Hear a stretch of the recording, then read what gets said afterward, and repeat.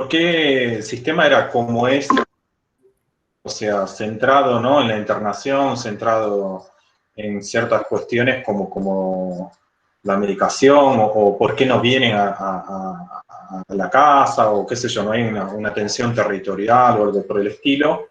Entonces un poco fui, ¿cómo se llama?, investigando en esa línea. Primero, como te dije, empecé como en la práctica con un conocido mío, que es Hernán Skorovitz, que está al final del documental, ¿no? Al comienzo también, ¿no?, va apareciendo varios momentos, y que él hacía una práctica ahí, y Hernán es psicólogo, y conocí a Enrique. Después entonces me dijo, yo no sabía muy bien por dónde agarrar, entonces me dijo, che, ¿por qué no hablas con Enrique Carpintero, que es de la revista Topía, ellos saben bastante, y te puede orientar, ¿no? Entonces, bueno, ahí fue un acercamiento que me encontré con Enrique, lo llamé por teléfono, todo, ¿no? Y bueno, escuché su voz particular y dije, esta es la voz del documental, eso es. Entonces, pero fue como, así como charlamos varias veces, es como que fui varias veces, le hice varias entrevistas, seguí investigando todo eso, y bueno, hasta que tenía los profesionales, pero me faltaba una historia. Después, entonces, un momento pasa un caso en la televisión, que era el caso del vecino que nosotros más o menos contamos, que era justamente un caso muy parecido con lo que yo vi, ¿no? Que de repente, bueno, hay un brote, los vecinos no saben qué hacer, el sistema de salud va varias veces, no resuelve nada, no lo resolvía la situación en ese momento. Y después termina como internado y judicializado, ¿no? Entonces, o sea, era como me pareció que lo podía relacionar con mi historia de eso. Entonces, ahí es como, bueno, esta línea me gusta, como un disparador para contar de algo que es mayor, que es el campo de la salud mental, ¿no? Entonces, ahí, esa fue un poco el proceso en resumidas cuentas. Yo di mucho más vueltas, Enrique lo sabe, así que, pero bueno, fue un poco así. Fue como ir descubriendo en el momento que estamos haciendo ciertas cosas. Sí. Y después me decías la expectativa que fui encontrando también, y cuando fui haciendo el documental fui encontrando que muchas cosas me sorprendían muchas veces. Por ejemplo, cuando fuimos a filmar los congresos de psiquiatría, me sorprendió la cantidad de laboratorios que había, o sea, porque yo lo que quería hacer un documental es que no fuera simplemente un neuropsiquiátrico, sino que el campo de salud mental estaba por fuera. Y cuando vi no solo, o sea, dentro de los neuropsiquiátricos, sino que hay también una parte que está en la comunidad, está, ¿no?, estas cuestiones de salud. Eso me sorprendió, de los neuropsiquiátricos. Después, muchas cosas, no sé por dónde empezar. Esas cosas que fueron sorprendiendo también fueron mismo los usuarios, las cosas que me decían, o profesionales de la salud. Todas esas cosas, las ideas que tenían, y que hubo muchas, en eso me sorprendió también, que hubo muchas experiencias y como que estaban ocultas, ¿no?, que no se conocían. Eso, todas esas cosas. Entonces, todo eso fue como ciertas ideas que fui colocando en el documental, ¿no? Porque hacemos un recorrido histórico, entonces eso me pareció bueno, colocar ese recorrido histórico, porque de repente te va diciendo ciertos hitos. Pero bueno, eso más que nada. Uh-huh. No sé, Andrea, si estás... Sí, ahí volví. En una charla, perdón si me perdí de algo, pero bueno, enganché la última parte. En una charla previa que tuvimos, vos me decías que cuando vos hiciste todo este recorrido histórico, y uno podría decir también de paradigmas, ¿no es cierto? Porque la salud mental abarca como diferentes discursos que ahí en el documental se ven reflejados. Vos me decías que el material total duraba mucho más tiempo de la hora que es el documental. ¿Eso que quedó por fuera introduce algún elemento diferente, o vos decís es más de lo mismo? Porque vos decís, bueno, hay algunas otras experiencias que Enrique las relata, ¿no?, que forman parte de nuestra historia. Nuestra ley, uno podría decir, por lo menos la última que tenemos, es muy nuevita, tiene 10 años, ¿no? Esas, digamos, por algo en especial elegiste que no quedaran plasmadas en el documental. Digo, a la hora de elegir, ¿no? Material que no quedó por fuera. Siempre uno hace eso, siempre parte del material queda afuera. Y quedaron varias cosas afuera. Yo también entrevisté a un equipo de crisis que estaba interesante ponerlo. Después un usuario también con su acompañante terapéutica. Vimos que también había que recortar un poco también, ¿no?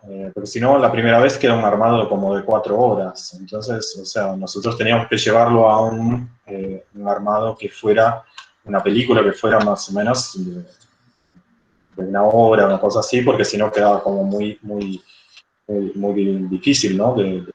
A veces también son temas pesados, son temas difíciles también de tratar. Entonces, o sea, me parece que ahora tiene la duración justa, ¿no? Y bueno, quedaron muchas cosas afuera que me gustaría tratar. Entonces, muchas veces pensé, dije, bueno, estaría bueno hacer una nueva versión. No una nueva versión, sino más adelante algún otro trabajo. Eso más que nada.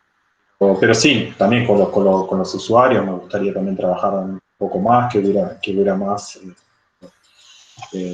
usuarios o otras cuestiones. Enrique, te quería preguntar en relación a que vos ahí en el documental aportás un recorrido histórico, digamos, que leíste y en algunos casos que viviste, ¿no? Como la experiencia Boca Barracas. ¿Le querés contar quizás acá a los que están presentes de qué se trata y cómo es posible otro dispositivo más desde el abordaje psicosocial? Sí, a ver, además que leí, por un lado hice una experiencia de 10 años en atención en situaciones de crisis dentro de un trabajo comunitario en la zona de Boca Barracas. Y después escribí junto a Alejandro Wagner, creo que todavía sigue siendo la primera edición salió hace 10 años, la historia de la salud mental, el psicoanálisis en Argentina de los 60 y los 70. Son 2 tomos de alrededor de 1000 páginas, o sea que bastante investigamos durante 10 años sobre esto. Pero a mí lo que me interesaría destacar es, se escucha, porque yo escucho como un eco, se escucha un eco, ¿no? ¿Hay algo? ¿Me escuchan o...? Capaz que tenía yo el micrófono, para que lo apague. Estamos todos muteados, pero no sé si es tuyo o alguien más que se acopla, no sabría decir. Bueno, ¿sigo? No hay problema. Bueno, lo que yo quería... bastante. Dale.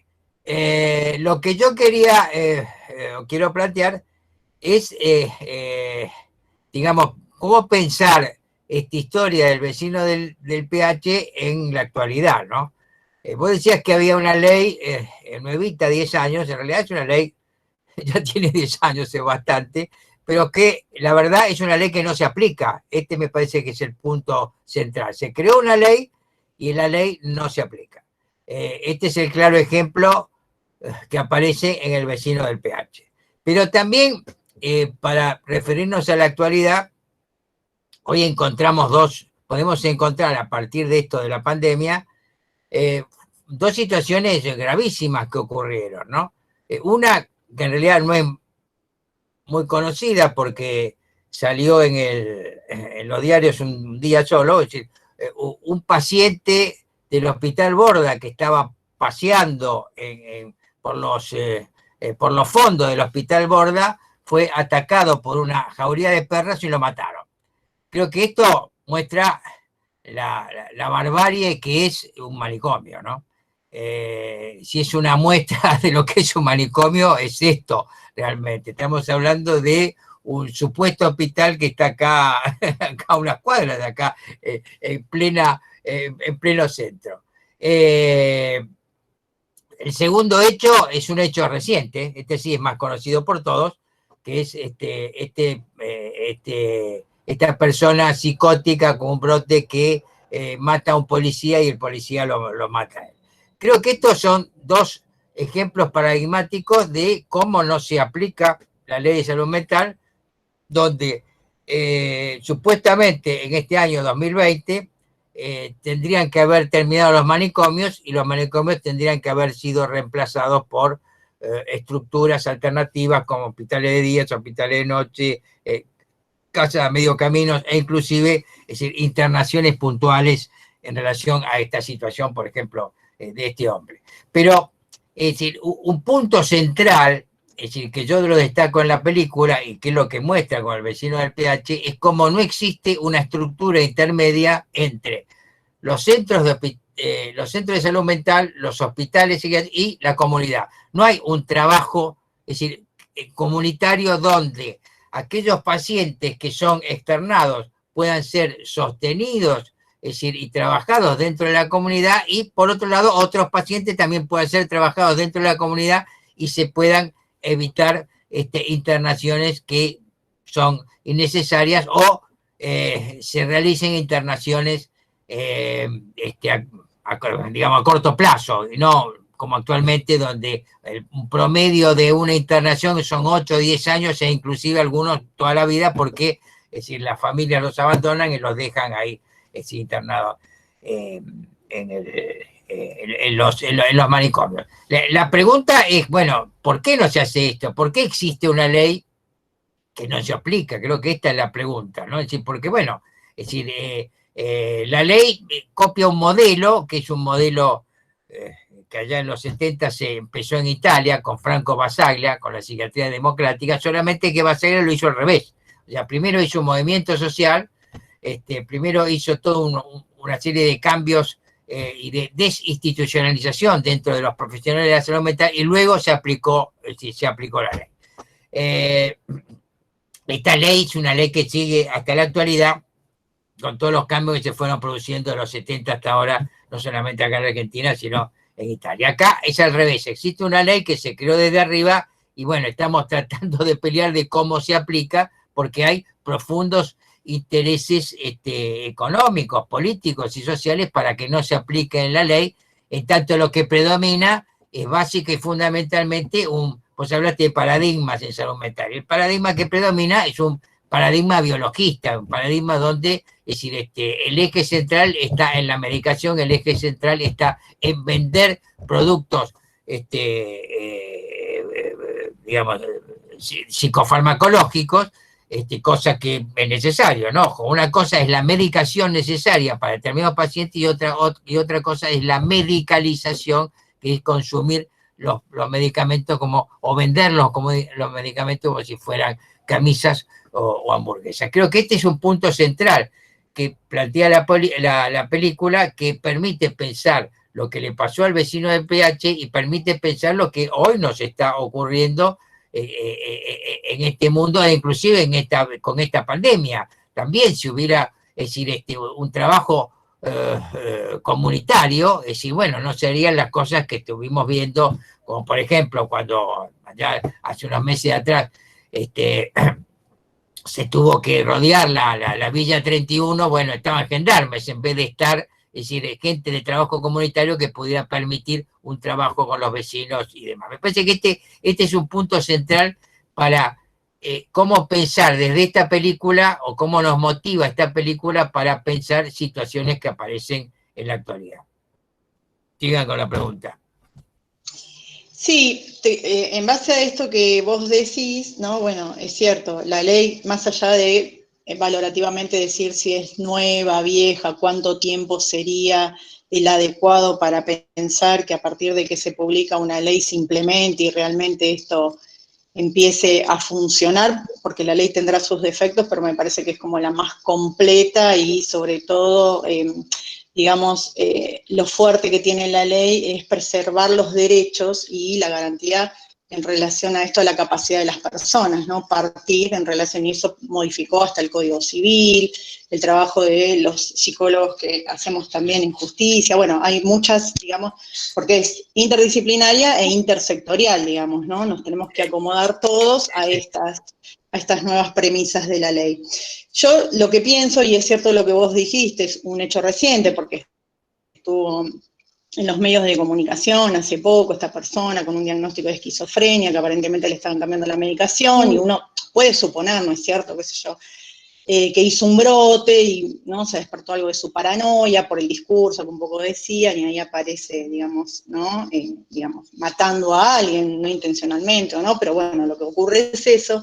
Yo pensaba si esto quizás también no es algo que ocurre en las grandes urbes, porque, no sé, nosotros somos de La Matanza, bueno, sé que Fernando también es de zona sur, que esto que sea el vecino del PH, esta proximidad y que aparece la reja, que, ¿no? Que uno de los involucrados dice esta reja es como una trampa porque uno no sabe si queda por fuera, por dentro, digo, esta idea de la locura o de aquel que no se ajusta a las normas de convivencia o a los discursos o a los modos, ¿no? Que tenemos medianamente de convivir, no fue siempre así, ¿no? Ya Foucault en La vida de los hombres infames hablaba de la locura, no medicalizada, obviamente, porque la psiquiatría es posterior, ¿no?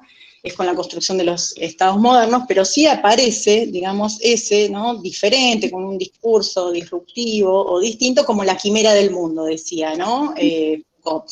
Y digo, en los barrios, quizás, ¿no? En las grandes urbes, y cuando uno viaja al interior, ve, digamos, estos, vamos a decirlo de esta manera que no suene peyorativo, como estos personajes, y que están, como decís vos, Enrique, dentro de la trama social, ¿no? Y no generan ni violencia, ni, como dice la ley, ni para ellos mismos, ni para otros. ¿No pensás también que hay algo, ¿no?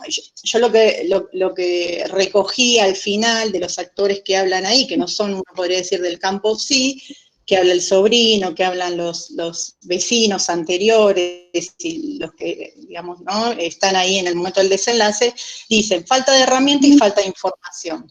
¿No es, digamos, importante eso, también difundirla y será nuestro trabajo, ¿no? Y que la gente pierda un poco eso del miedo.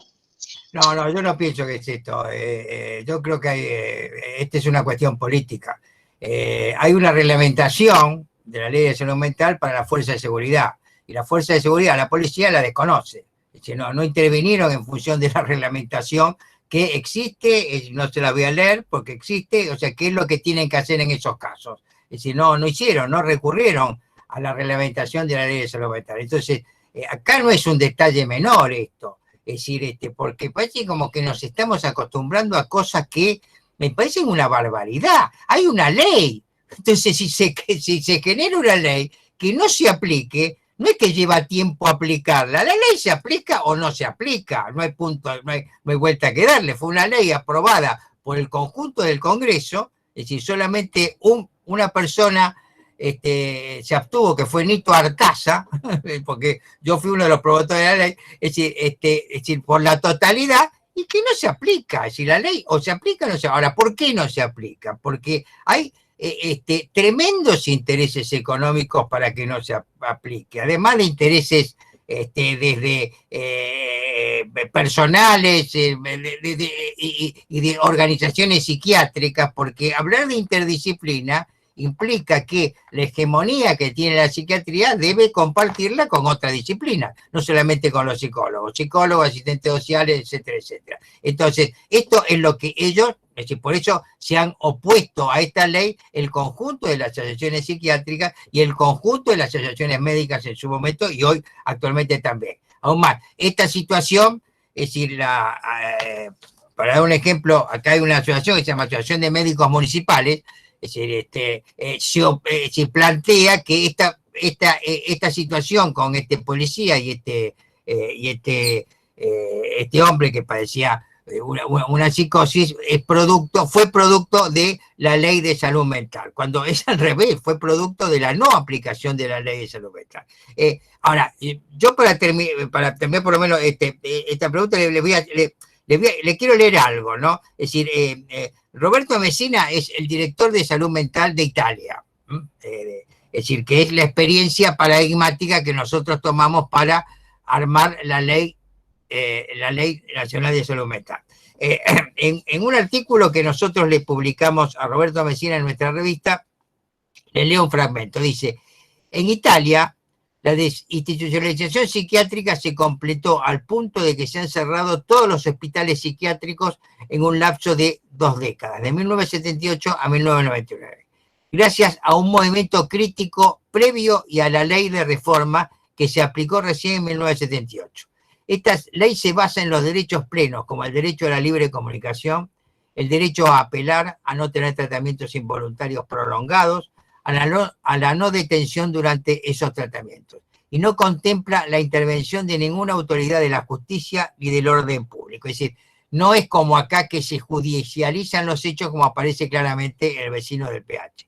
Estos principios llevaron, y aquí esto es lo importante, a que se lograra la tasa más baja de tratamientos involuntarios en Europa, así como la tasa de menor duración de estos tratamientos, lo cual evita que los usuarios del servicio pasen de un proceso pesado de institucionalización a poder ser atendidos fuera de los lugares, de los hospitales psiquiátricos. Es decir, como un trabajo de esta manera, es decir, un trabajo, es decir, como plantea, es decir, en parte la ley, con todo lo que habría que, por supuesto, ninguna ley es perfecta, modificar, pero bueno, las cosas esenciales, si se aplicarían y se evitaría, es decir, todas estas internaciones innecesarias. Pues yo creo que hay 4 elementos fundamentales de la ley, es decir, la desinstitucionalización, la defensa de los derechos humanos, el trabajo interdisciplinario e intersectorial, y que todos tengan las posibilidades de acceder a cargos en los hospitales o centros de salud, independientemente de que sean médicos o no. Y esto es un elemento fundamental por lo cual se oponen los psiquiatras. Por ejemplo, en Canadá hay una directora de un hospital que es enfermera. Y si para ser director de un servicio, es decir, de salud mental, no es necesario ser médico, porque bueno, es decir, implica organizar y plantear determinado tipo de cuestiones. Sí, por supuesto que faltan muchas cosas por hacer. De hecho, yo fui parte en el Centro de Salud Mental número 3, el Ameguino, por si la gente no lo conoce, que está en Capital, cuando Marcelo Equier, ¿no? Lo proponía. Yo ahora, la verdad que no sé cómo está, como director, y digamos buscaban un director médico, digamos, esa puja, pero hubo mucha resistencia, vos lo sabés. También seguramente estuviste al tanto de eso. Sí, yo lo que pensaba, y en realidad lo pienso en relación a lo que estamos acá, que yo te decía, bueno, futuros profesores de psicología, algunos ya a punto de recibirse, trabajadores sociales, psicopedagogas, donde quizás también, cuando yo te decía esto que es importante la información para la comunidad, para la familia, para esto que dice Fernando, los usuarios, porque hay que hablar de la gente que tiene el padecimiento, más todo su círculo, ¿no? Su entorno, su trama. Cuando uno dice alguien queda, y ahí aparece en el documental, abandonado en el borde, en el Moyano o en donde sea, es porque hay algo de la trama familiar, social, de contexto, de el lugar de pertenencia, del trabajo, que se ha roto, y esa persona queda casi como en solitario. Ahí en el documental, digamos, si bien no están los detalles mínimos, aparece una persona donde hasta el sobrino decía, bueno, la casa es un desastre, desalineado, no tenía los servicios básicos, digamos. Ahí, además del padecimiento subjetivo, había otras cuestiones también para resolver, por esto, ¿no?, del trabajo con otros. Los del campo sí, más, por ejemplo, lo social, lo judicial, conseguirle, no sé, una pensión, bueno, todo lo que hay para trabajar, que obviamente no es uno, siempre es multifactorial. Pero al final, ¿no?, aparece esto, sí, como insistencia de que, bueno, no sabía qué hacer, la falta de información. Y en este punto, en el campo sí, que estamos los psiquiatras, los psicólogos y otros más, los enfermeros, también, y lo digo por mí, ¿no?, yo me recibí hace 25 años, todavía no estaba la ley, y hoy por hoy yo tengo colegas que desconocen la ley. Digo, esto no solo es de la psiquiatría, que tendrán su conveniencia o sus pujas económicas, sino también de algunos psicólogos, ¿sí?, que no trabajan bajo ese paradigma. No sé si lo pensás de esa manera, ¿no? Porque si no quedan como que los psicólogos y los psiquiatras. No. Claro. Me parece que está muy buena la aclaración que estás haciendo. Esto no es una cuestión de psicólogos y psiquiatras. Cuando yo hablo de la psiquiatría, y eso sí, hablo del conjunto de las asociaciones de psiquiatras, ¿no?, que es muy diferente a que hay una cantidad importante de psiquiatras que aprueban la ley y están con otro paradigma, no el paradigma de la medicalización o el paradigma de la psiquiatrización de la salud mental, sino el paradigma del trabajo interdisciplinario. Así como hay otros psicólogos que sí participan de la perspectiva, lo que yo llamo este nuevo neopositivismo psiquiátrico, donde se pone el eje en la medicación y no el eje en el tratamiento, no solamente subjetivo, sino intersubjetivo en relación con los otros, ¿no? Es decir, dentro de la comunidad. Con esto finalizo, por lo menos esta parte. Vos me preguntabas al principio si yo podía ampliar un poco mi experiencia de trabajo en el plan piloto de salud mental y Boca Brava. En esa experiencia yo trabajé durante 10 años, hicimos un trabajo donde pasamos diferentes vicisitudes políticas y sociales, pues fue otra época, y lo que yo puedo sacar como experiencia que si trabajamos con un equipo de atención en situaciones de crisis dentro de la comunidad, al principio en Boca y después en la zona de Barracas y después nos pasamos al centro. Y en todos estos 10 años, en situaciones de crisis, solamente tuvimos que internar en una oportunidad a un paciente. Es decir, las internaciones fueron prácticamente nulas. Y esa internación fue a pedido del paciente, era un paciente paranoico que nos pidió la internación. Es decir, cuando uno trabaja dentro de la comunidad, cuando uno trabaja, es decir, con una perspectiva diferente de trabajo, es decir, donde, por ejemplo, no me acuerdo si lo digo en el documental, pero si lo digo en el documental, pero, por ejemplo, una de ellas era que viene una familia que nos pide cómo tratar de evitar que era la esposa y el hijo de este hombre que, digamos, era un paciente esquizofrénico crónico. La única alternativa era internarlo en el borde y perderlo ahí. Bueno, nosotros trabajamos con los vecinos, los familiares, la gente dentro del edificio, y bueno, este hombre quedó los últimos años de su vida, porque estaba enfermo orgánicamente, tenía problemas serios, dentro de la comunidad sin necesidad de internarlo. Es decir, implica la posibilidad de pensar de otra manera la salud mental, porque implica la posibilidad de pensar la salud mental en forma que implique no solamente, como vos muy bien decís, la interdisciplina, sino lo intersectorial. Y esta es una cuestión, una cuestión ideológica, en el sentido, es decir, de cómo pensar la salud y la enfermedad. Es decir, cuando se habla de interdisciplina no implica que nos reunamos diferentes profesionales con diferentes perspectivas de trabajo, ¿no? Sino, cuando hablamos de interdisciplina implica reconocer que yo, desde mi disciplina, tengo un límite y tengo que reconocer que existe otra disciplina que me puede ayudar y viceversa. Entonces, a partir de ahí se arma un grupo interdisciplinario que permite trabajar, en el caso del campo nuestro, en el campo de la salud mental. Lo mismo con lo intersectorial, porque hay sectores diferentes que pueden hacer este tipo de trabajo. Y esto no es solamente un problema, digamos, ideológico, en el sentido de si está bien o está mal, si es bueno, sino esto es, digamos, es lo científicamente válido para poder trabajar. Lo que pasa es que, bueno, obviamente hay poderosos intereses económicos y sectoriales que no permiten este trabajo. Pensemos que las empresas farmacológicas son las empresas que ganan mayor dinero en el mundo en relación a sus inversiones económicas, ¿no?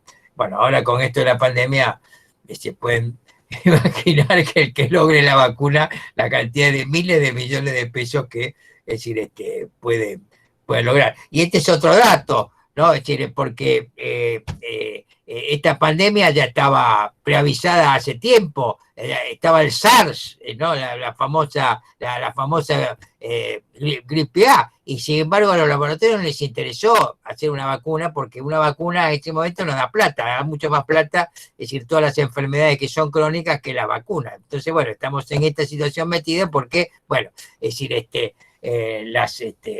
las empresas farmacológicas no les interesó investigar en su momento y lo dejaron pasar. Bueno, ahora sí, por supuesto, están interesadas porque, bueno, la posibilidad de ganancia es fabulosa.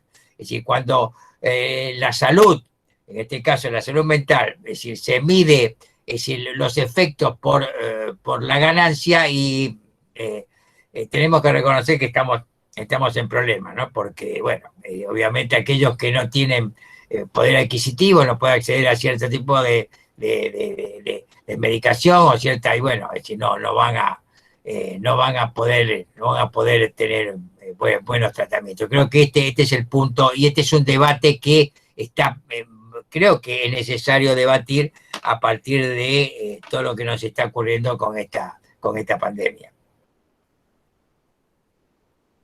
Tal cual.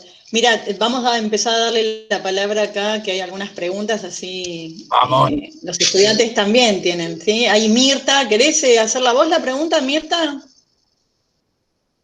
No la veo, ¿dónde está Mirta? Mirta, no. A ver, si te desmoteás. ¿Qué preguntas cuáles son las acciones, aparte de la promoción de derecho?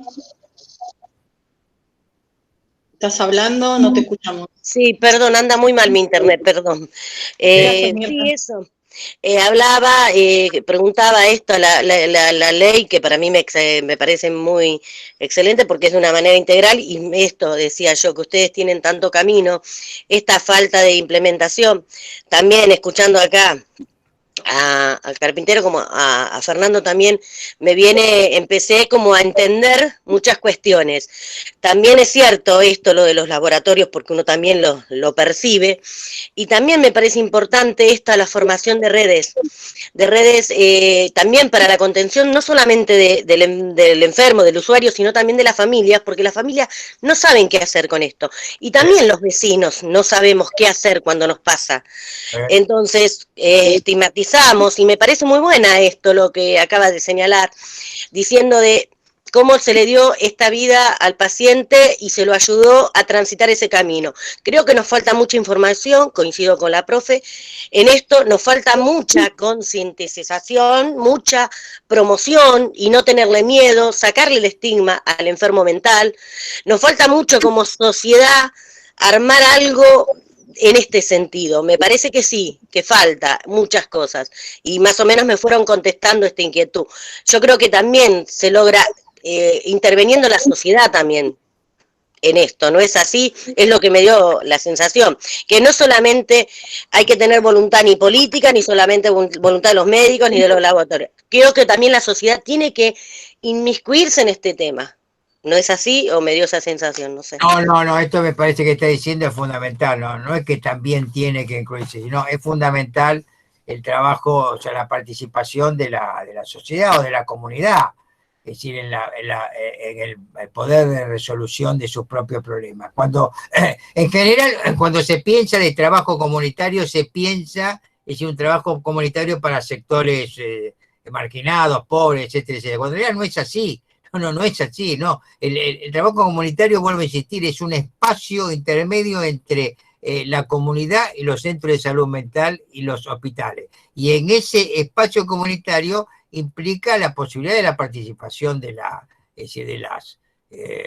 personas. Y este sistema de redes no existe. Es decir, el tema no es solamente un tema de información, que puede ser, sino que no existe como forma de recurrir. Hoy la forma que se tiene de recurrir es a la judicialización del padecimiento subjetivo, y se recurría a la policía, recurrir a un juez, y esto, como lo plantea muy bien la película, es decir, puede llevar un tiempo tremendo. Así a mí me ha pasado acá en este edificio. Estuvimos cerca de 2 años con una persona en la cual padecía una serie de problemas, y no intervenía, venía la policía, se iba, porque la policía no sabe qué hacer ante este tipo de situaciones. Entonces, no es solamente esto. Hoy, actualmente, acá en la esquina, hay una mujer que vive en la esquina, una especie de casita acá en la esquina. Yo vivo en San Lloré y Corrientes, a 20 metros de Corrientes. Y armó una especie de casita, y cada,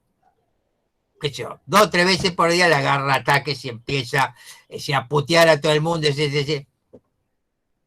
nadie, yo no sé a quién recurrir, porque no voy a recurrir a la policía, porque además la policía lo ve, pasa por ahí, no le dice nada. Es decir, no hay nadie que venga, intervenga, inclusive le pueda dar, entonces ahí vuelvo, ¿no? Es decir, una simple medicación para calmarla, para bajarla un poco, para que esté bien. No, nadie da bolilla. Entonces, me parece que esto que son pequeñas situaciones que vemos todos los días, si empezamos a hacer una sumatoria, bueno, se generan cosas tremendas, que en este sentido creo que la película de Fernando es paradigmático en relación a esto que estamos hablando, ¿no? Y esto ocurre, sí es cierto, yo estoy de acuerdo con esto, de que ocurre esto en las grandes ciudades, pero ojo, también en el interior, en las pequeñas, medianas ciudades, o en las grandes ciudades como Rosario, no hablemos, Córdoba, pero también en las pequeñas y medianas ciudades ocurre exactamente lo mismo. Es decir, la situación es compleja. Por supuesto, siempre hay excepciones, siempre hay experiencias que se hacen, ¿no? Es decir, nosotros llamábamos a esto el plan piloto Boca Barranca. Yo siempre digo lo mismo. Si la historia de nuestro país es la historia de los planes pilotos. Siempre venimos haciendo planes pilotos.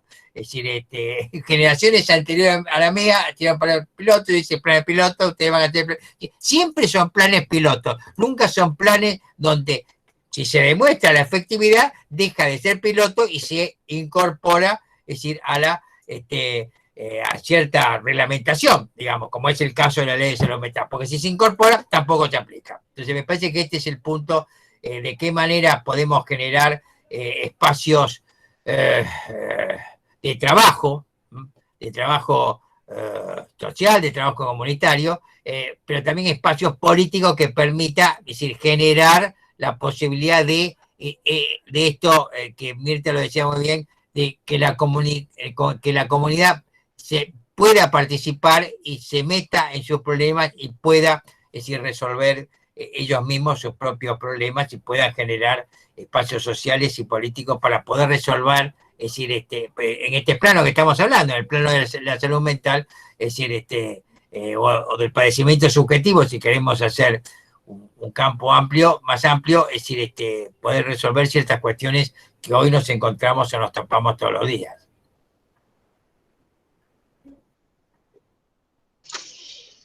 Acá hay no sé, como alguna sugerencia, o porque no termina de ser una pregunta, de Valeria Sánchez. ¿La querés hacer vos, Valeria? No sé si estás por ahí. Y a vos, Fernando, ¿sabés qué te iba a preguntar respecto a las personas que ponen su voz en el documental y que tuvieron, digamos, contacto directo, que aparecen los vecinos anteriores, ¿no? En el momento de los que hacen la denuncia, y el sobrino?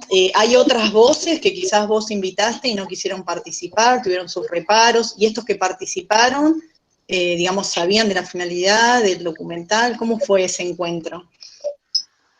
Sí, ellos, digamos, los vecinos sabían y cuál era la finalidad, que era hacer un documental.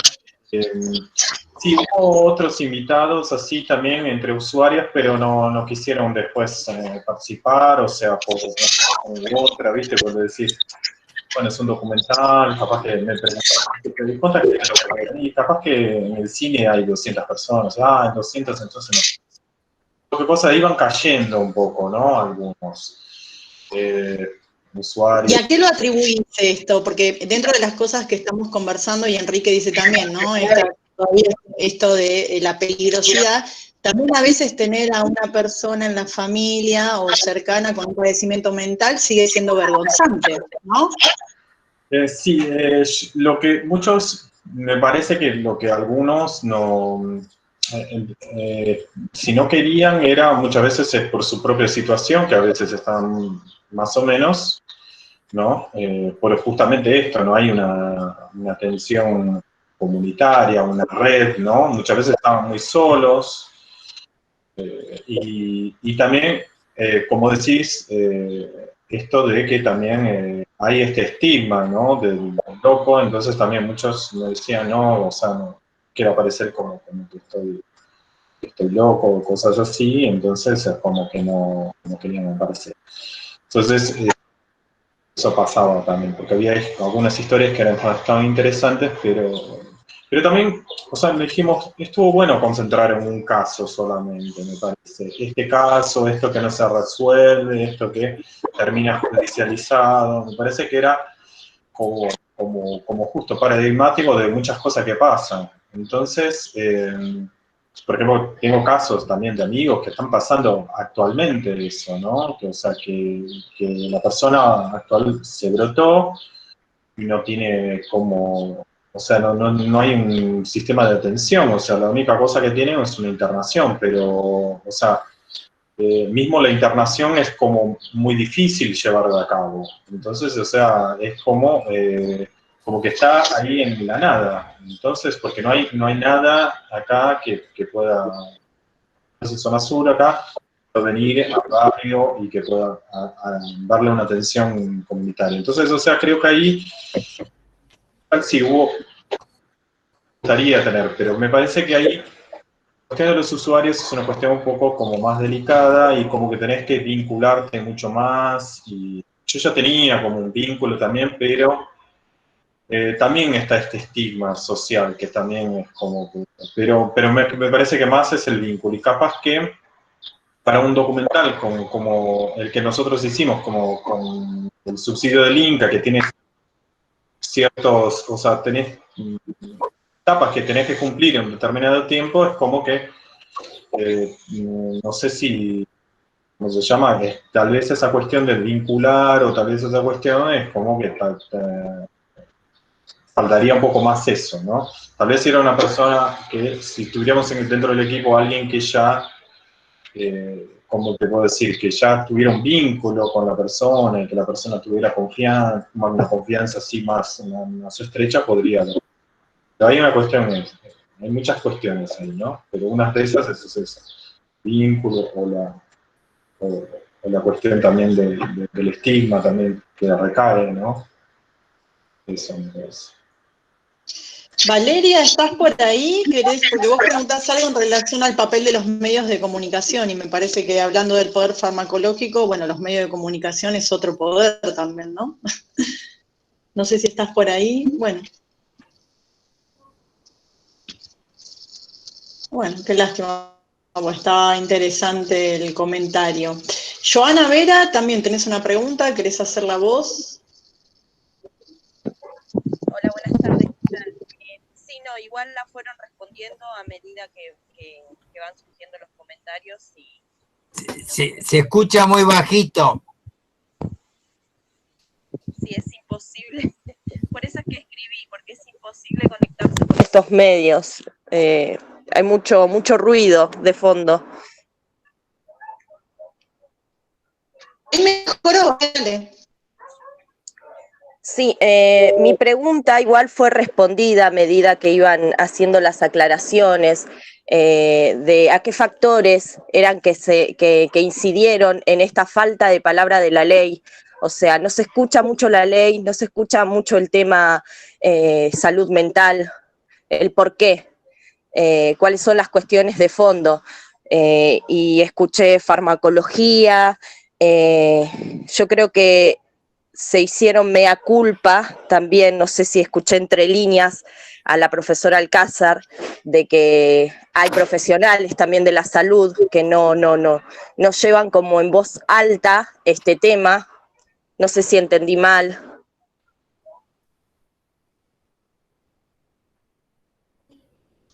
¿Le querés responder vos, Enrique, o vos, Fernando? Dale, Fernando. ¿Querés decir algo?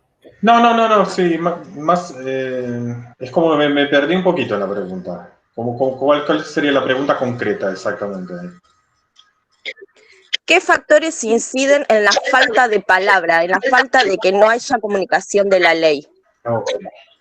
Que no haya falta de comunicación donde los medios de comunicación decís... Intereses económicos. En la sociedad. Yo creo que no es un problema, son intereses económicos. Para mí es muy claro. Son profundos intereses económicos que obviamente se relacionan con los medios, como se suele decir, los medios hegemónicos, donde, es decir, ahí, bueno, sigue siendo el eje el tema psicofármaco. Yo les quiero dar un ejemplo, que es el ejemplo de esta pandemia. Acá hay dos hechos que me parecen fundamentales para poder entender el tema del padecimiento subjetivo y el tema de, es decir, de la internación en los manicomios. Los dos hechos fundamentales es cómo esta pandemia nos llevó a esta necesaria cuarentena, por un lado, y por otro lado, a este necesario distanciamiento social. ¿Cuáles son los efectos de esto? Tremendos, a nivel del padecimiento subjetivo, a nivel de la salud mental, tremendos. Es decir, los estudios de la OMS están hablando de una, que va a haber, y ya está viendo, pero después de esta pandemia va a haber una pandemia en salud mental. Ahora, ¿cómo pensamos que podemos curar a alguien si lo encerramos y lo aislamos socialmente? Me parece que esto es un elemento central. Si lo que estamos padeciendo es lo que se viene haciendo con aquellas personas que tienen un padecimiento subjetivo. Entonces, el resultado de esto, el aislamiento social, el aislamiento familiar, el encierro, se lleva a que estos pacientes no solamente no puedan, digamos, lograr superar sus crisis, sino, bueno, se los atiborda de medicamentos, y creo que ahí este es el punto. Hoy, no solamente las grandes empresas psicofarmacológicas están ganando dinero por lo que por aquellos que padecen padecimiento subjetivo, sino por este aumento del padecimiento subjetivo hace que hoy se consuma psicofármaco de una manera impresionante, es decir, ya sea para dormir, para la ansiedad, para la angustia, etcétera, etcétera. Entonces, esto es un círculo vicioso que solamente lo podemos transformar en la medida, y ahí sí, yo estoy de acuerdo con algo que por ahí yo no lo puse y acá lo dijeron varias veces, que tiene que ver con la participación de la gente, que la gente se pueda dar cuenta de que esto es nocivo. Lo que pasa es, bueno, hay una cultura, y esta cultura es una cultura que está hegemonizada por los medios, donde se promueve esta cultura del consumismo, esta cultura del aceleramiento, etcétera, etcétera. Y para, bueno, vivir en este consumismo, y cuando yo hablo de consumismo, no es lo mismo que el necesario consumo que todos tenemos que hacer, ¿no? Y no me refiero a cosas esenciales, sino poder viajar, vivir, estar bien, etc. Y el consumismo es este afán de consumir por consumir, donde lo único importante es el consumir, donde se genera un efecto, es decir, nocivo, un efecto casi adictivo en relación, es decir, al consumo. Y esto es promovido por los grandes medios hegemónicos, y para esto, bueno, es decir, todo lo que tiene que ver con la ansiedad, la angustia, etcétera, etcétera, bueno, existe medicamentos que te suben, medicamentos que te bajan, medicamentos que te frenan, medicamentos que te aceleran, bueno, y creo que este es el paradigma, y este paradigma es un paradigma que es hegemónico, en tanto los medios de comunicación hegemónicos es lo que difunden. Vos hablabas, Enrique, y me hizo acordar al personaje de Capusotto, de Robotril, no sé si lo conocés, seguramente lo conocés. Se abre... Sí, que va al baño y busca ahí en el botiquín, no sé si Fernando vos lo conocés, sí, seguramente sí, ¿no? Ahí Robotril, ¿no? Uno que te sube, otro que te baja, otro te despierta. Yo creo que también con este tema de los medios de comunicación es como dijo Enrique, justamente los medios responden a los grandes intereses económicos. También van en esa línea, ¿no? También cuando vimos todo esto de las personas brotadas que aparecen en los medios de comunicación y todo eso, siempre internenlo, es peligroso, etcétera, etcétera, denle medicación, tratamiento, etcétera. Y hay mucho de eso.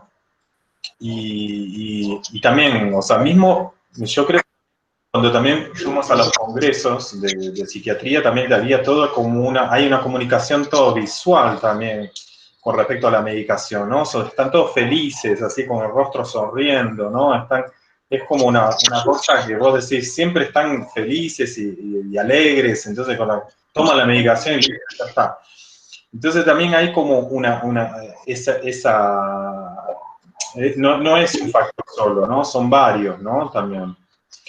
Con respecto a eso de claro, porque esto siempre es más difícil, es mucho más difícil que uno tiene un problema, alguna cuestión, empezar como a trabajarlo, ¿no?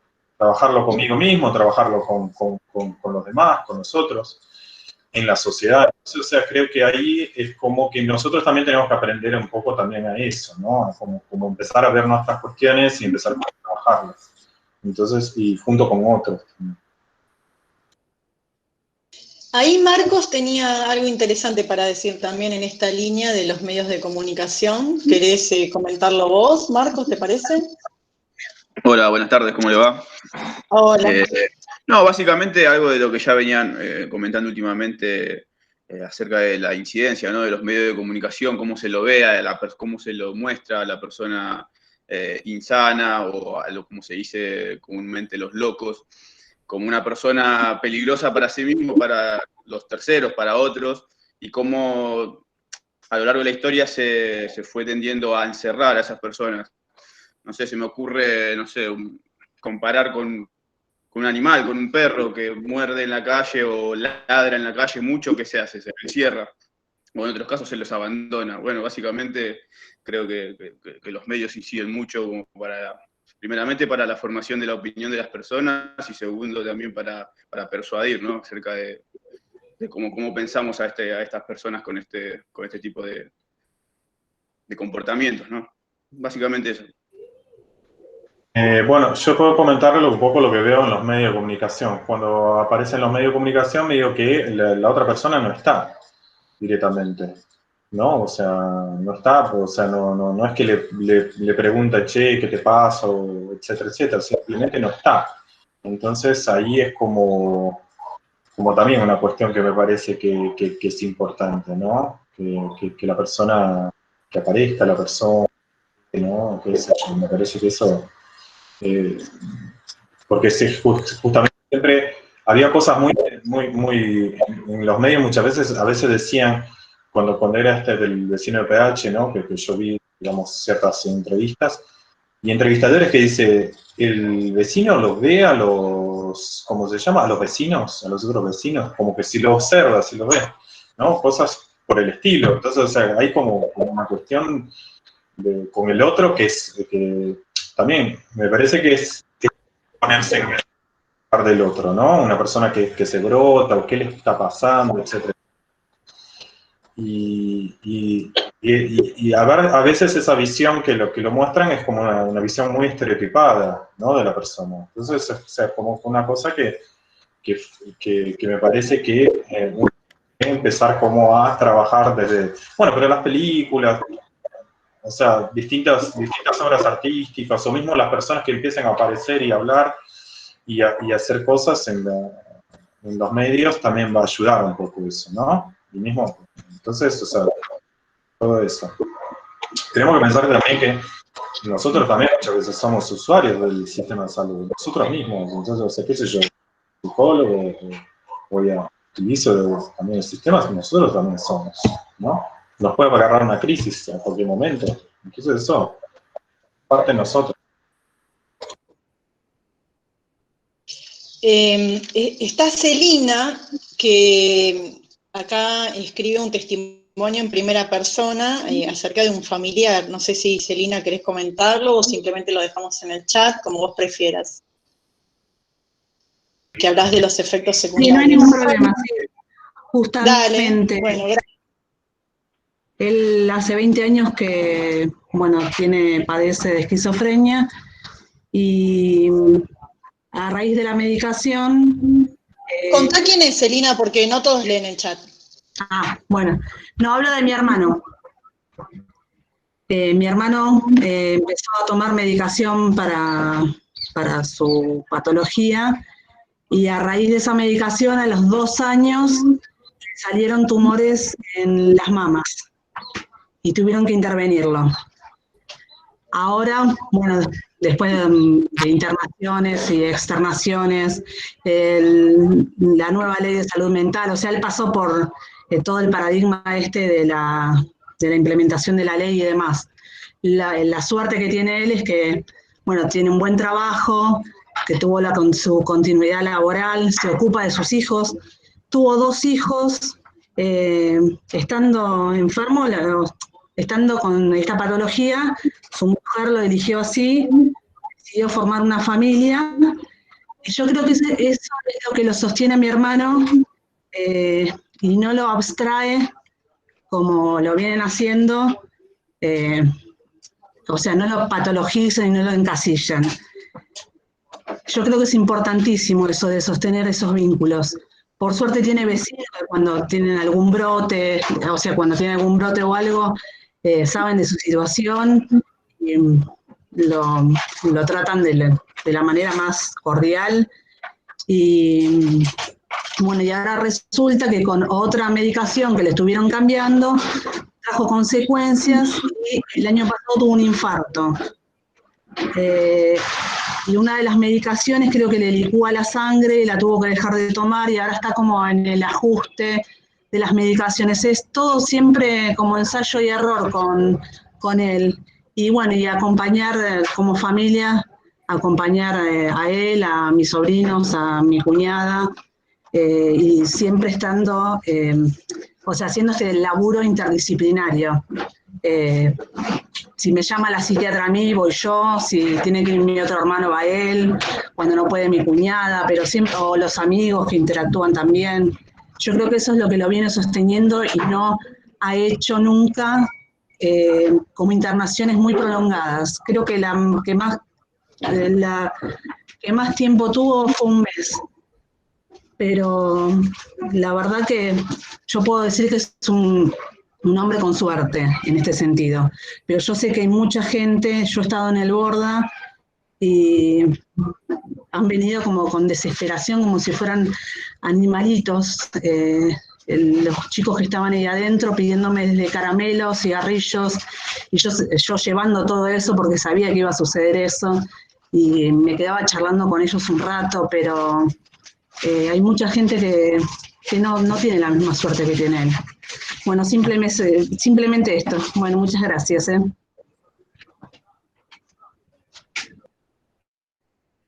No, gracias a vos. Una historia diferente, ¿no? Por lo menos de lo que venimos escuchando, un final distinto. Bien. Creo que es una historia que me parece interesante subrayar, cómo cuando participa la familia, permite un trabajo de resocialización, bueno, la situación es otra. Me parece que este es un buen ejemplo de lo que lo que nosotros estamos diciendo, porque en general, y ella, Celina lo debe saber muy bien, los pacientes que están ahí generalmente están abandonados por el círculo familiar y no tienen ningún tipo de socialización. Además de lo que está destacando son los efectos secundarios que produce este tipo de medicación, ¿no? Porque un hecho que también me interesaría subrayar, algo se habló en su momento, cuando hablamos de este segundo hecho que ocurrió con el policía y este otro paciente, ningún medio destacó 2 cosas. Uno, que el policía no siguió la reglamentación que está hecha, porque la debe desconocer, simple y sencillamente, ni la que debe conocer. ¿Y qué es lo que hizo? Lo intentó detener a esta persona, un error tremendo. Y obviamente el otro lo terminó acuchillando. Pero, es decir, ante un ataque el otro reaccionó. Cuando en realidad, cuando un paciente es así, no hay que atacarlo, hay que tratar de ver, bueno, cómo se lo contiene, hay que trabajar de otra manera. Ahora, esto no fue subrayado por los medios, ¿no? Los medios lo que subrayaron fue, obviamente, poniendo el eje en la peligrosidad del paciente, y cómo, bueno, este paciente termina matando a un policía y el policía lo mata. Claro, y pusieron también como que era... Leo, que me vengas. No, iba a hablar ahora. Sí. No, también eso del caso del paciente también lo pusieron como un ladrón. Capaz que si lo dejaban hablar no pasaba nada, ¿viste? Qué sé yo, lo dejaban hablar hasta que pasaba.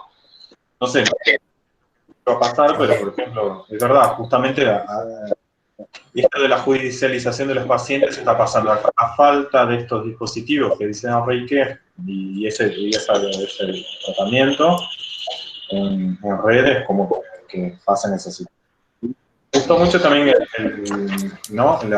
También acá el testimonio acá de Celina, que me parece muy bien, o sea, esto de familiar, de sostenerlo con la familia. Yo también, los casos también que, digamos, con mi familiar pasó algo parecido también, o sea, ¿cómo se llama? Revincularlo también, o sea, revincular la persona, o sea, ¿no?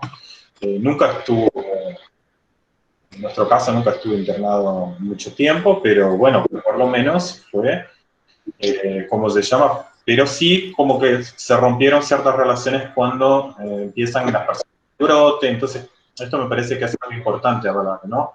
Porque a veces a los usuarios cuando están brotados o cosas por el estilo, muchas veces se pelean con la gente. Se pelean con la gente y se ponen nerviosos y etcétera, etcétera. Y cuando ves así decís, wow. Pero después eso pasa. Y de repente, cuando la persona ya está mejor o está en un tratamiento, de repente me parece que uno lo que tiene que hacer es como, bueno, no pasó nada, seguimos, lo tratás bien, le tratás... y de repente como que lo que veía es que, por ejemplo, con el tiempo, una cuestión mía personal es que, por ejemplo, cuando con personas que se habían roto las relaciones por estos brotes y estas cosas, muchas veces estas agresiones, como que después, cuando veían a la persona que ya estaba con un tratamiento y ya estaba mejor, más calmada y todo eso, volvían a... ¿no? Entonces uno no tiene que perder la esperanza, como que siempre, muchas veces, ¿no? No tiene que asustarse tanto, los brotes asustan, o cierta situación así de incertidumbre, ¿no? ¿Qué va a pasar con la persona? O si la persona se va a suicidar o va a querer, ¿no? O va a hacer alguna otra cosa. Bueno, eso nos asusta, la verdad es eso. Te da miedo, ¿no? En el documental también quisimos mostrar esto. Pero también tener en claro que de repente esa es una situación y que de repente uno puede también modificarla muchas veces, ¿no? Si de repente se rompieron los vínculos, volver a vincular a la persona, ¿no? Me parece que cada caso es cada caso, pero bueno, pero eso también, yo lo vi que se puede hacer eso, desde mi experiencia, ¿no?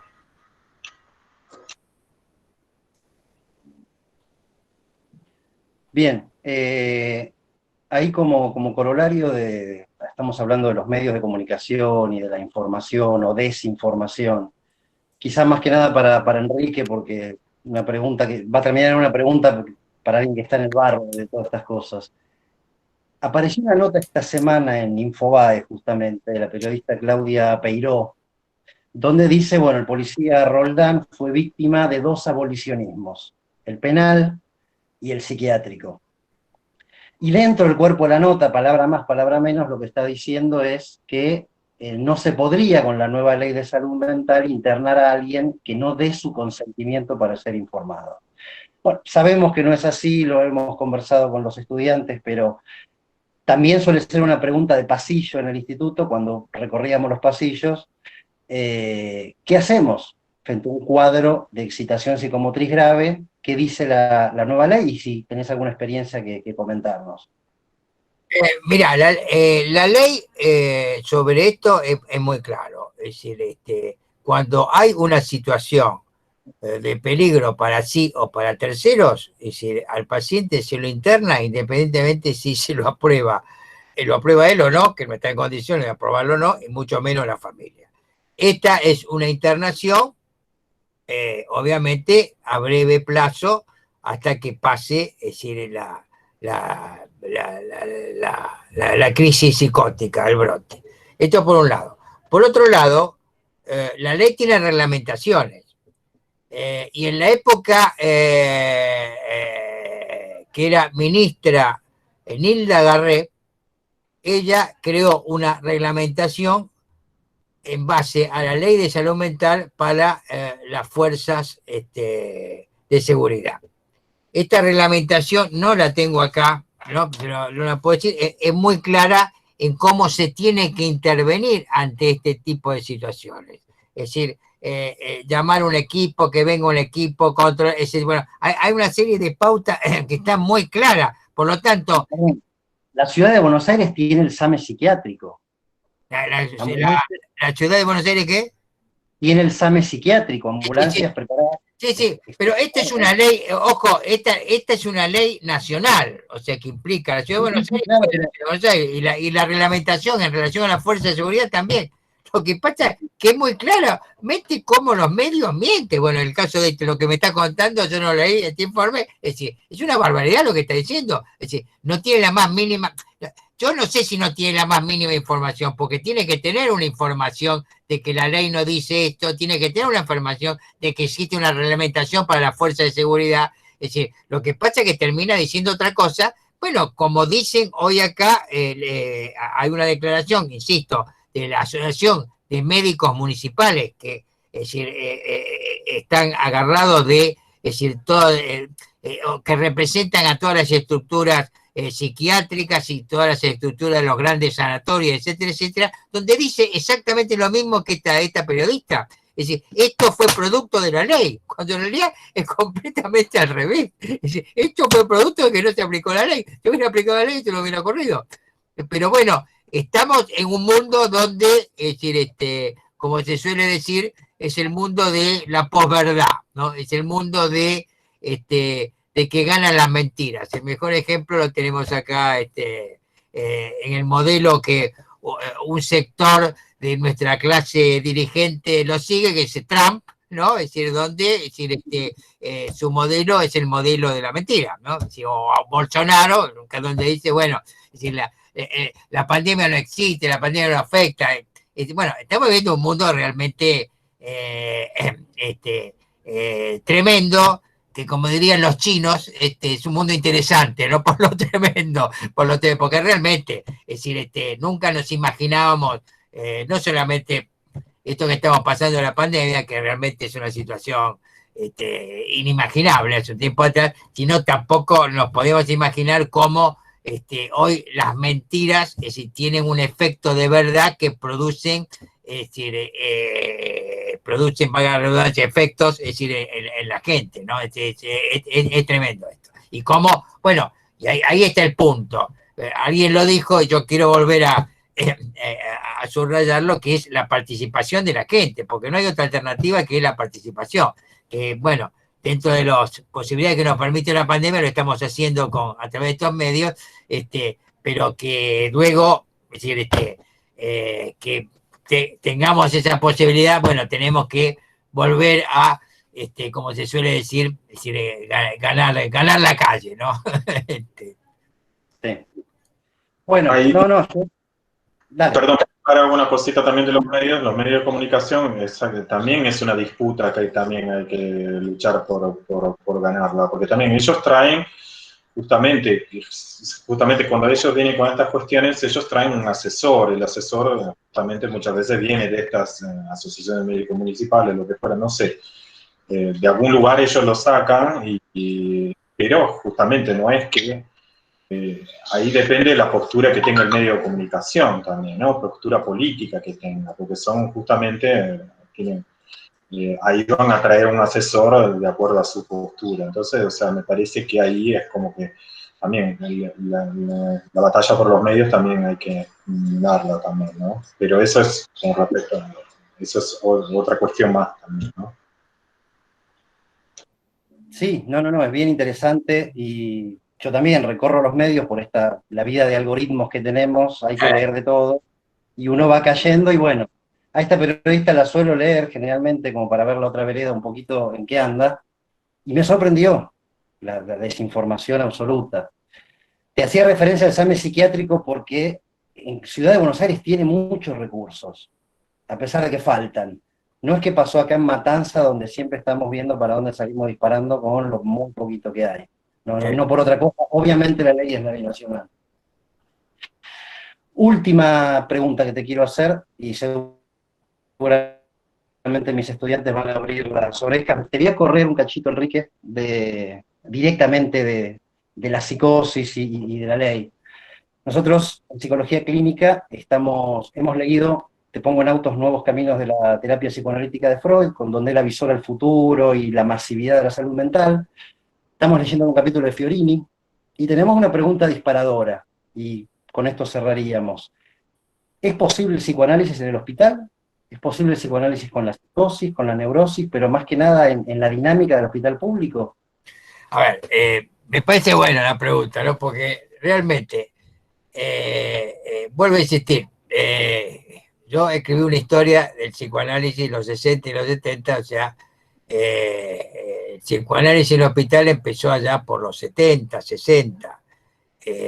Como yo digo, no es psicoanálisis y salud mental, sino el psicoanálisis está dentro de la salud mental. Esto implica, obviamente, de nuevo vuelven a aparecer intereses institucionales donde se quiere asociar el psicoanálisis al diván, y no es así. El psicoanálisis no es sinónimo de diván. El psicoanálisis puede ser parado, caminando en grupo, con la numerosidad social, como decía Fernando Ulloa, uno de mis maestros, e inclusive, si quieren, podemos ir más atrás, ¿no? En el año 30 se hicieron, a partir de Freud, que toda una historia que no por casualidad también se desconoce, los famosos policlínicos de Berlín, es decir, donde se trabajaba con pacientes en los hospitales, porque en general se cree, y me vaya a llevar para un camino por ahí largo, pero no importa, pero lo voy a decir porque realmente se desconoce la historia.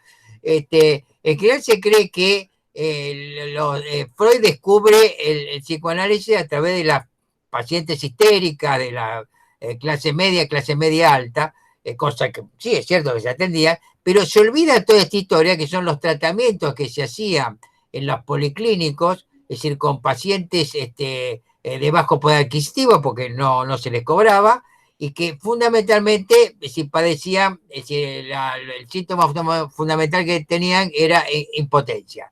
Es decir, esta historia en la cual se planteaba la necesidad de que el psicoanálisis se difundiera en otros sectores sociales, no se empezó en los 60, sino se empezó ya allá en el 30, y pueden encontrar algunos artículos que lo pueden bajar en nuestra página web, que es www.utopia.com.ar, sobre este tema, porque me parece que es un tema interesante que lo puedan leer y puedan comentarlo y puedan difundirlo, para salir de este círculo vicioso donde pareciera ser, primero, que el psicoanálisis es de un determinado sector social, que el psicoanálisis es sinónimo del diván, y que el psicoanálisis solamente sirve, es decir, con tratamientos puntuales, son caros, etcétera, etcétera. Esto no es así, y mucho más en la Argentina, donde todo esto se rompió en los 60, en los 70. Lo que pasa es, bueno, acá padecimos una dictadura militar, que fue el 76, que arma un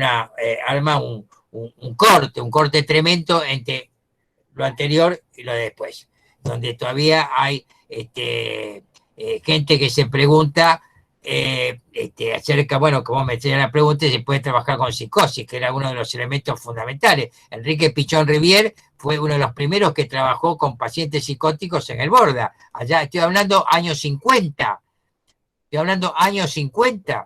donde a Enrique Pichón Rivière, que es otra historia que también se desconoce, es decir, se lo echa del hospital porque hacía grupos con psicóticos, y entonces se lo echa porque supuestamente promovía la homosexualidad al hacer grupos de hombres con psicóticos, y además era comunista. Años 50, época, es decir, de Carrillo. Es decir, Carrillo, si bien tiene algunas cosas importantes, pero Carrillo se había aliado en ese momento con psiquiatras nacionalistas que estaban en el Borda, y lo terminan echando a Enrique Pichón Rivière. Entonces, todo esto me parece que es importante, y donde hoy, y lo quiero cerrar acá porque estamos dando un paso más, ¿no?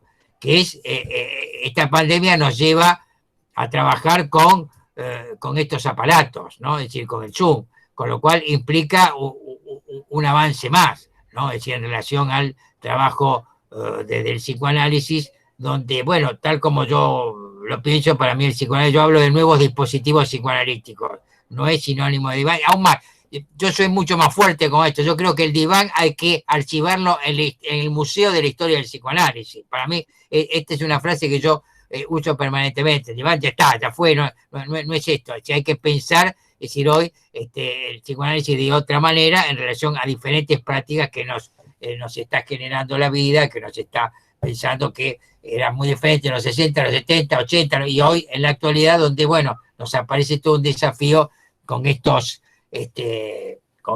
medios que estamos trabajando, donde todos estamos instalados acá en nuestra casa, es decir, trabajando con pacientes. Creo que todo esto deviene en la posibilidad de cómo pensar, es decir, y cómo generar, es decir, perspectivas nuevas que implican los desafíos de cada época. Bueno, y esta es la época que estamos viviendo. Bien, creo bueno, que claro, ¿no? gracias. Está perfecto, está perfecto. Mis estudiantes no hagan plagio ahora, no se pongan a escribir lo que acaban de escuchar textual. Bueno, por mi parte, a Enrique te agradezco mucho. Hemos hablado de nuestra segunda pasión. Los dos compartimos la pasión roja también. Bueno. Te agradezco mucho. Y me una última pregunta. Me salió espontáneamente, Fernando le cantó y lo puso. Sí. Bueno, última pregunta para Fernando, para ir cerrando. Desde el que está terminado hasta ahora, ¿qué repercusiones está teniendo el documental? El documental, desde que empezó, que lo lanzamos, bueno, por ahora más o menos, o sea, no está teniendo tanta repercusión porque, ¿qué pasa? Es como muchos espacios se perdieron, ¿no? Estamos como una crisis, todo el sistema digamos, la pandemia lo que profundiza es toda la crisis que se muestra en el cine argentino y lo que era todo el sistema de distribución. Ya el sistema de distribución y exhibición es como que estaba cortado para las películas independientes como la nuestra, que está hecha en el Inca con el presupuesto más bajo, ¿no? Que es la vía digital, que es para los documentalistas independientes. Entonces, o sea, lo que estamos como antiguamente las películas estaban, cuando se estrenan, que estaban 2 semanas en el Gaumont y listo.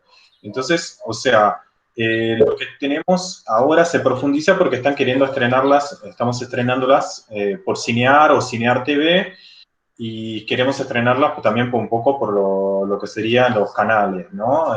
Como el Canal Encuentro, etcétera, etcétera. Pero es como que todavía está todo muy lento. O sea, recién el estreno de la película en Cinear va a ser para diciembre, cuando si hubiera sido, si no hubiera estado la pandemia, lo estrenamos más o menos en marzo o abril. Entonces, como que estamos como en esta cuestión estamos en una crisis muy grande con esta cuestión, ¿no? Entonces, bueno, lo subimos la película en YouTube, etcétera, intenté hacer algunas, ¿cómo te puedo decir? Algunas, sí, algunos,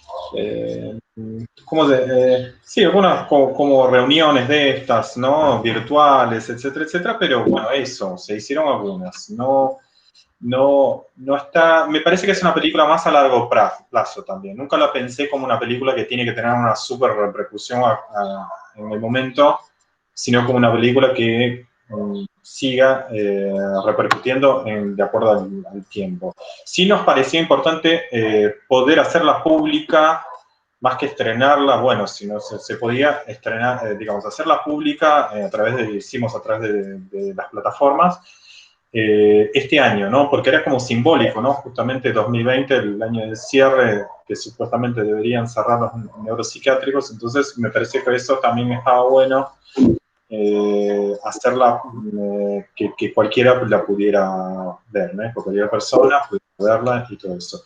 Queremos ahora, queremos ver, llegar a otros públicos, ¿no? Por eso justamente queremos estrenar en Cinear, en otros lugares, porque por ahora está más en el ambiente de sí, ¿no? En el ambiente de salud mental, etc. Queremos ver qué repercusiones tiene con las otras personas, porque también con gente que vio y que no es también del ambiente de psicología, etc., también como que encuentran cosas en la película que se identifican, ¿no? Que se identifican con cosas que le pasan o cosas, ¿no? Así.